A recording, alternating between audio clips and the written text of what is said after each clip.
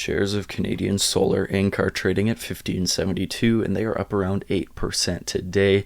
Zooming out on the chart, we can see that this stock has been quite volatile over its history and is currently down quite a bit from its all-time high of $64.15. From a December 2026 price projection, they're expected to have an EPS of $5.10, and their current price to earnings is a pretty attractive 5.47.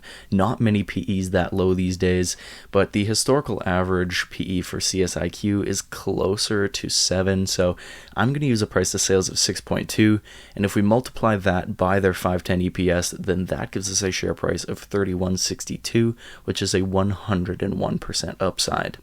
It looks like other analysts are also extremely bullish, with the average one-year analyst price forecast being $27.33, which is around 74% higher than where it trades today, with a high estimate of $43 and a low of $17. In terms of fundamentals, Canadian Solar has beat 2 of their last 4 earnings calls. They do not offer a dividend, and taking a look at their revenue and net income, their revenue has dipped lately, but is still trending up overall, and a pretty similar story for their net income, although it does look like their net income is coming back on track.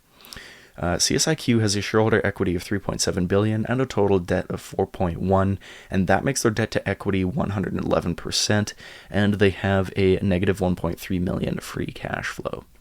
So overall, it looks like the recent dip in revenue and net income have created a nice buying opportunity because it does look like they will start to recover soon, and at a PE of about 5.5, it's not difficult to see why investors are loving this stock right now and looking at picking it up.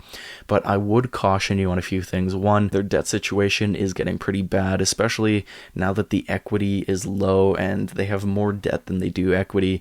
They're going to need a lot of revenue and net income growth to drag them out of this hole. And number two, the entire business currently relies on heavy government subsidies and incentives, and it's pretty unclear what the future of these incentives is going to look like in the future.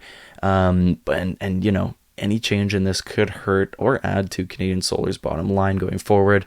So even though CSIQ's revenue and net income growth are very promising, I think the performance of this company and the stock is really going to rely on what governments choose to do with their solar incentives going forward. And I think the most likely scenario is that these incentives are going to stay at least for the next 5 to 10 years.